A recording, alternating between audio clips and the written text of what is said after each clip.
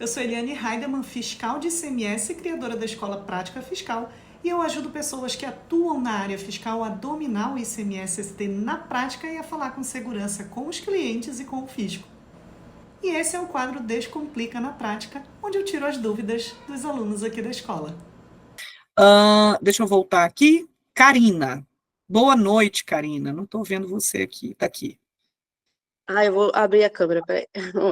Aí, Ai, boa maravilha. noite. Eu gosto quando os alunos abrem. Estou vendo um monte de aluno com câmera aberta. Adoro, porque daí eu me sinto numa sala de aula com pessoas e não só com quadradinhos. Ó, é uma evolução. Eu sou da turma 2. Nunca tive coragem de abrir a câmera. Ai, que professora, bom que agora tu tiveste. a minha dúvida é a minha maratona todo que está sendo há 2 anos. Uma indústria que desenquadrou, ela era simples e passou para presumida. Ela tem uma presumida e a outra simples nacional. A questão é, ela compra produtos importados, que vem com a alíquota de 4%. Eu sou de São Paulo. Então, e aí o produto dela aqui é 18%. E agora ela vem me questionando o recolhimento do diferencial de alíquota. Eu já pesquisei, já procurei, já coloquei a questão no WhatsApp essa semana, mas teve outro, acho que foi Patrícia também, que ela tem a mesma dúvida nessa questão da diferença do produto importado. Mas qual é a dúvida exatamente? E a operação? Ela compra para revenda. A gente tem que recolher o diferencial de alíquota de 4 para 18 dentro do estado? Ou um produto importado tem algum benefício ou alguma isenção que não recolhe o DIFAL, diferencial, né, de alíquota? Paga 4% na importação. Cara, eu vou ter que analisar isso, tá, Karina? Porque eu ainda não tive. É aquilo que eu falei no início da aula, né? Tem situações que não fazem parte da nossa rotina diária. O que é que eu vou te pedir? Coloca para mim, coloca lá dentro da plataforma essa pergunta, formula ela e coloca lá dentro, que aí depois, com calma, eu vou analisar e eu vou colocar essa resposta lá dentro da plataforma para vocês, tá? Porque aí eu fico com medo de deixar passar algum detalhe aqui e acabar falando besteira e te orientando errado. Eu prefiro consultar, dar uma estudada para depois te responder, tá bom? No caso, assim, ela compra de Santa Catarina importa, né? Compra de Santa Catarina, vem para cá e aí ela revende. Ela não é a importadora, ela compra de uma importadora. Uma importadora. Aí tem, filho, aí tem DIFAL. Aí eu posso te responder na lata. Tá. Então, porque eu nossa, menino do céu, ela tá me deixando louca. Ela tá questionando. Sim. É porque dá alto, né? A pessoa acha ruim. Sim, 14%. Mas eu vou falar uma coisa. A alíquota ela é 4% exatamente para a maior parte do tributo ficar para o estado de destino efetivo da mercadoria. Porque isso saiu na época para acabar com a guerra dos portos, né? Então, aí o que fizeram? Jogaram a alíquota lá para baixo para dizer, tu não vai mais agora ficar dando benefício, porque agora para a mercadoria importada já é baixo o tributo, já não é de 18 para tu dar um crédito presumido de não sei lá quanto. Então caiu para 4. Só que não foi para não tributar. Foi para que o resto do tributo seja devido ao destino. Isso. Entendeu?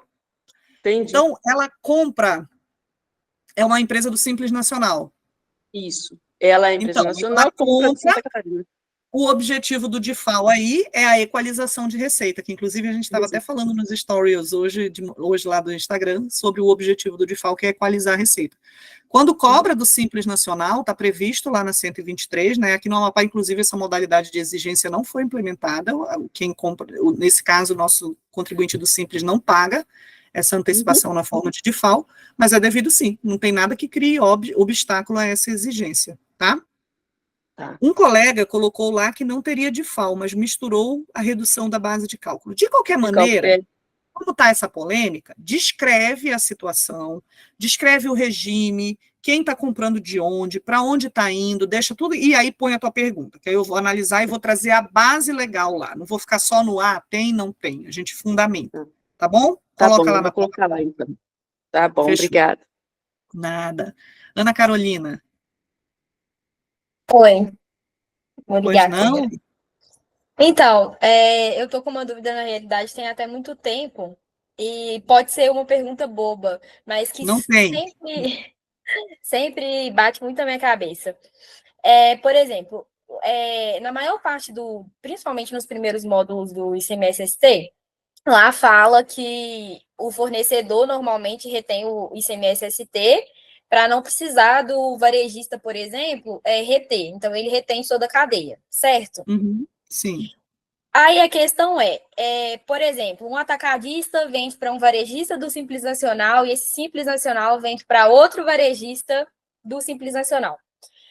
Normalmente vem com o CFOP 5403, né, 5405, quando o ICMS já foi retido e aí não tem o ICMS-ST na nota fiscal, porque ele já Porque foi já foi recolhido. retido na primeira etapa. Uhum. Sim.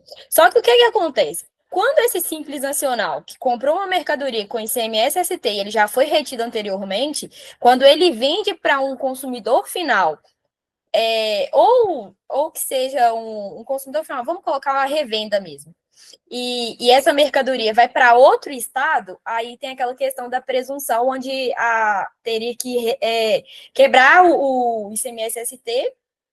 Aliás, vamos colocar para o consumidor final que tem essa presunção, né? Ela quebra ali, a gente teria que fazer a restituição, pedir a restituição. Só que foi de um simples para simples. Como é que funciona nesse caso? Quase eu me molho toda agora, Ana Carolina. Eu mesma batendo o copo na minha cara. Vamos lá. Dentro do módulo 6 de obrigações acessórias, eu trato disso, tá? Dentro da nota fiscal eletrônica, porque aí a nota fiscal eletrônica já é obrigação acessória, lá no módulo 6, você provavelmente não chegou no módulo 6 ainda não, né? Começa amanhã. Pronto, você vai ver isso lá, mas eu vou te explicar agora aqui. Dentro do módulo 6, a gente fala sobre os campos da nota fiscal eletrônica que estão relacionados com a substituição tributária. Nem todos os campos estão visíveis no DANF. E às vezes também eles existem, tem esse problema, às vezes eles existem, mas eles não são preenchidos, porque não existe uma validação.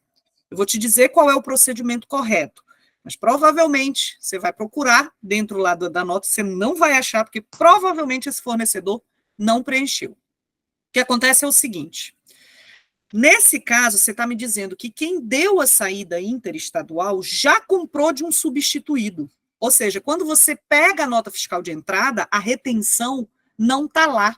E aí eu tenho direito a pedir o ressarcimento, mas eu não sei quanto pedir, porque eu não sei qual foi o valor da ST que foi recolhida numa etapa anterior, ou seja, 2 etapas antes foi feita a retenção. Não é isso? Muito bem.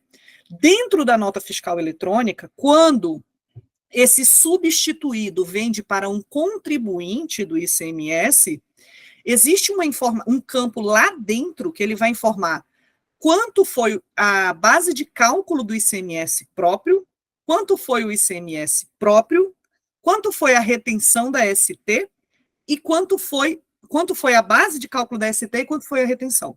Mas ele é informativo. Então, você tem na nota fiscal eletrônica, lá no DANF, a retenção efetivamente, que é o campo que você vê. Esse campo vem zerado, evidentemente, porque, né, ele não é substituto, ele é substituído. Mas dentro da nota tem uma tag para ele dizer: olha, eu estou mandando para você com 5405 porque eu já comprei com a retenção. Eu comprei da indústria, por exemplo. Quando eu comprei, o valor de ST que foi retido nessa nota minha foi X. Vai lá dentro da nota. Então, o correto é quando esse contribuinte compra de um substituído, ele já dá uma conferida lá dentro para ver se esse campo está preenchido. E se não estiver, pedir a correção da nota, né? Para que você tenha esse dado, sobretudo se eu vendo muito para fora do estado, eu já tenha esse dado dentro do documento para eu poder formalizar o pedido de restituição, de ressarcimento, porque eu vou precisar dessa informação, entendeu? Então, a diligência dessa empresa, quando você pensa nos processos dessa empresa, se isso acontece, se isso é eventual, você vai pegar aquele item, você vai procurar a nota de entrada, você vai entrar em contato com o fornecedor e você vai pedir a informação para poder pedir o ressarcimento. Vai dar um trabalheiro dos infernos, Mas se isso acontece muito, a gente pode estar falando de um volume de recurso muito grande. Então, eu tenho que corrigir o meu processo para, no ato da conferência lá, do recebimento, ter um checklist de coisas que, se a nota não tiver atendida, eu devolvo a nota para o fornecedor para pedir que ele corrija aquele problema, para eu poder, depois, instruir o meu processo adequadamente e o fisco deferir o meu pedido de ressarcimento. Tá, Ana? Entendi. É porque eu trabalho na contabilidade, eu tenho muita empresa do Simples Nacional e que compra de outro Simples Nacional. E é poucos casos atualmente que vende para fora, só que são vários ramos de empresa. Então, assim, é difícil a gente da contabilidade fazer o controle disso de todas as Sim, porque empresas vocês e não para recebem, todas. né? O que é que eu faria no lugar de vocês para demonstrar que vocês estão prestando a orientação adequada para o cliente e depois, quando esse cliente quiser voltar o negócio contra vocês, vocês terem tudo documentado? Eu escreveria tudo isso, você assiste a aula, você transforma aquilo numa orientação para o contribuinte, e no final você diz assim, ó, se vocês quiserem que a gente eventualmente dê entrada nesse pedido, se for ele que está pedindo, olha, eu quero que peça de volta. Cuidado, porque tem muito fisco que pede controle de estoque e dificilmente uma empresa do Simples Nacional tem controle de estoque. E dá a maior confusão pedir ressarcimento. Mas vamos lá que ele queira. Você vai passar a orientação de todas as questões que ele precisa corrigir. Essa é uma. Você vai dizer, ó, você precisa implantar no teu processo de recebimento das mercadorias a conferência dos campos X, Y e Z da NFR, que você vai fazer dessa forma. Manda no e-mail que seja, Ana Carolina, e deixa registrado. O dia que ele pedir, você vai dizer assim, você lembra daquele dia que a gente passou aquela orientação, que tinha que fazer desse jeito? Ah, pois é, mas eu não fiz. Eu digo, pois é, mas agora eu não consigo instruir o pedido de ressarcimento, porque aquele dado, ele é indispensável para eu poder fazer a instrução do processo. Porque assim, ó, o que a gente tem que meter na cabeça é que o dever de vocês que atuam no escritório de contabilidade não é ser babá de empresa, mas é garantir que vocês passaram essa orientação, e por isso ela não pode ser verbal. Vocês têm que formalizar, escrevam um documento, coloca logo e mandem em anexo num e-mail para aquele contribuinte. Se tiver 10, manda para os 10, para garantir. E guarda isso, para vocês terem como provar, olha, a gente prestou orientação, o problema é que você não fez o procedimento. Daqui para frente você vai querer corrigir, porque aí daqui para frente dá para a gente arrumar. E aí pronto, você fez o seu trabalho. Entendeu? É igual a história de dizer para a empresa que a empresa tem que emitir nota de todas as vendas. Você vai conseguir forçar a empresa? Não. O teu papel é orientar o que a legislação diz, quais são as consequências que podem acontecer em virtude dele não observar isso, e PT saudações. É até onde vai o seu dever como profissional da contabilidade. Entendeu? Agora, fazer por escrito, porque na hora que o bicho pega, eles vão procurar um culpado, e quem não estiver bem fundamentado vai acabar carregando o peso da culpa. Entendeu? Só formaliza, tá? Ok, obrigada. Nada. Adriana. Olá, boa noite. Boa noite, Adriana. Vamos lá. Eu não assisti, tá? Todas as aulas, eu já vou aqui já colocar minha culpa já. Mas algumas coisas fazem parte do dia a dia do escritório. A minha dúvida, ela casa um pouquinho com a questão da Angel e da Karina, eu acho que tinham perguntado.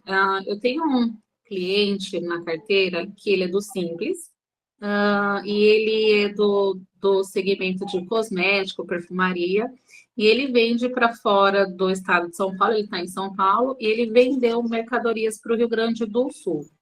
E ele não aplicou ST em alguns produtos que tem, né? Então, ele recebeu uma autuação para fazer essa correção.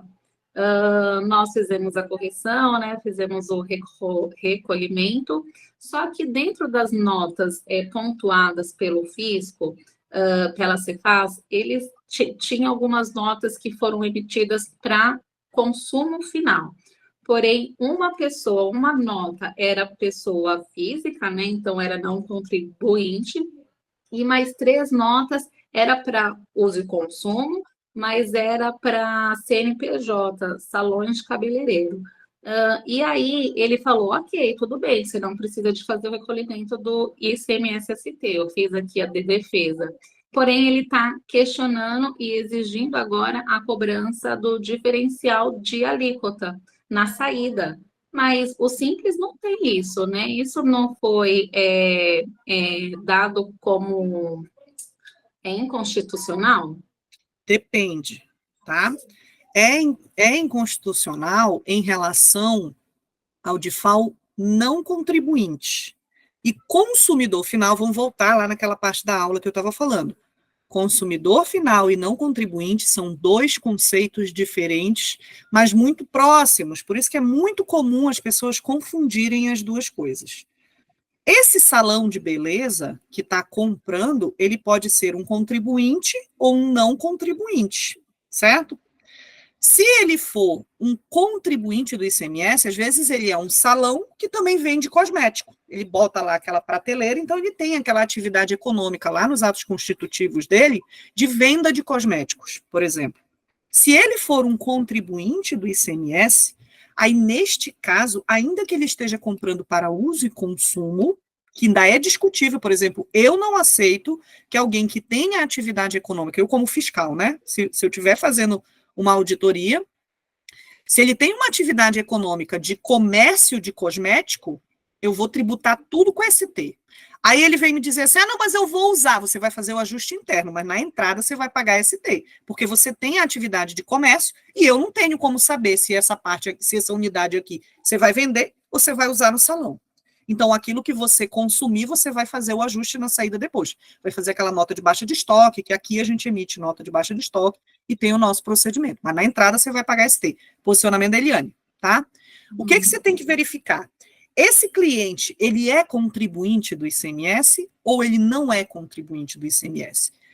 Como é que eu vejo isso? Atos constitutivos da empresa. Você vai ver a relação de atividades econômicas daquele cliente. Tá? Se ele for contribuinte e vocês não tiverem feito a retenção da substituição tributária, provavelmente vocês têm um problema. Por quê? Porque a substituição tributária ela pode ser em relação à venda futura ou em relação ao DIFAL. O DIFAL que o Simples Nacional não paga é o DIFAL não contribuinte. Mas se esse cara for um contribuinte, a gente está falando do DIFAL que ele teria que pagar na entrada por estar comprando para uso e consumo, mas que, porém, o fornecedor vai reter porque a mercadoria está no regime de substituição tributária. Então, o que vai determinar se a exigência do auditor fiscal está correta ou não é você olhar para a relação de atividades econômicas desse cliente para determinar se ele é ou não contribuinte do ICMS. Tá? Tá bom. Uma questão também é que as notas, né, elas têm uma quantidade realmente relevante para uso e consumo, né? São 2 unidades, né? São quantidades muito pequenas, né? Que não seria, assim, bom, eu olhando, não seria uma quantidade para revenda, né? Uhum. O ideal, se esse salão de beleza não revende, ele não deve ter nenhuma atividade econômica de contribuinte do ICMS. Se tiver, vai dar problema. Se fosse com a Eliane, você teria problema, né? Eu não sei qual é o nível de flexibilidade da legislação e do auditor fiscal lá do Estado. Agora, você disse que tinha para pessoa física também. Então, pessoa física é indiscutível. É não contribuinte do ICMS. Se é não contribuinte do ICMS, o DIFAL devido seria o DIFAL não contribuinte. Mas se o remetente é do Simples Nacional, não há base para a exigência. Aí você vai apresentar a defesa nesse sentido. Eu acho que no módulo 2 do curso, eu falo sobre isso em detalhe. Seria bom você assistir, que toda a fundamentação jurídica está lá, tá? Tá bom, obrigada. Nada. É isso. Semana que vem eu volto com mais um Descomplica na Prática. Até lá!